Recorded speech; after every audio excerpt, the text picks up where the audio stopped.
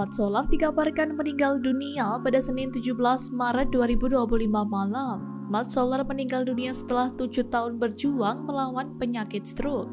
Diketahui pemeran sitkom Bajaj Bajuri itu menderita penyakit stroke sejak 2017 lalu.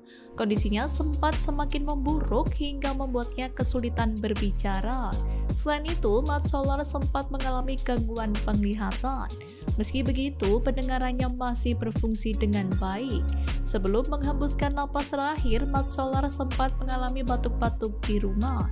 Hal itu diungkap oleh putra sulungnya, Idam Aulia.